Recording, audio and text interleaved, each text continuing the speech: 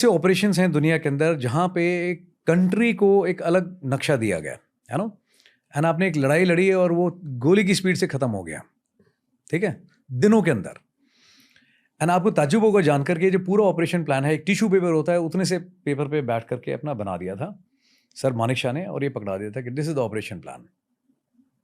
ठीक है, बताया गया था कि भैया लड़ाई करनी है और ये इस तरह की चीज़ें हो रही है, रेफ्यूजी प्रॉब्लम, डेमोग्राफी चेंज हो रही है, बहुत सारे कारण थे, हमारे अपने रिसोर्सेज ड्रेन आउट हो रहे थे कि ये करना है। बट उस समय मना करा मिलिट्री कमांडर ने, है ना, कि ये सही समय नहीं है। क्यों? मानसून ज़्यादा है, बारिशें बहुत ज़्यादा हो रही हैं, लाइन ऑफ कम्युनिकेशन है ही नहीं वहाँ पे, ना रोड के लिहाज से और ना कम्युनिकेशन के हिसाब से।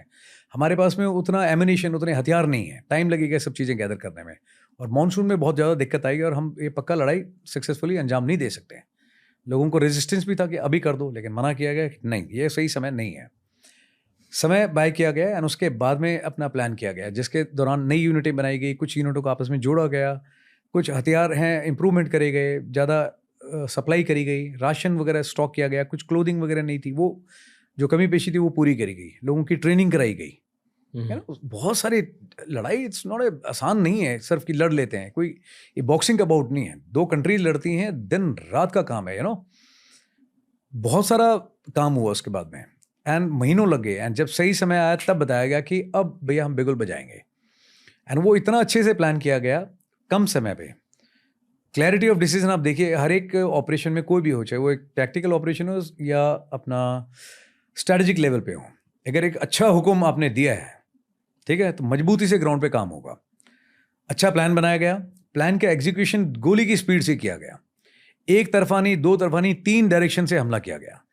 आर्मी, एयरफोर्स, नेवी, तीनों ने मजबूती से मिलकर के जो जॉइंट ऑपरेशंस बोलते हैं, साइनर्जी बोलते हैं, ठीक है, फैंसी वर्ड्स नहीं है, ग्राउंड पे करके दिखाया उस जमाने में जब इतने इक्विपमेंट नहीं थी, इतनी इन्फॉर्मेशन नहीं थी, बट फिर भी तीनों फोर्सेस ने मिलकर गजब का काम किया, है ना, कि कट ऑफ कर देना, चाहे सप्लाई हो, री इन्फोर्समेंट हो, ना कराची से आएगी, ना हवा के रास्ते से आएगी, और ना ज़मीन के रास्ते से आएगी।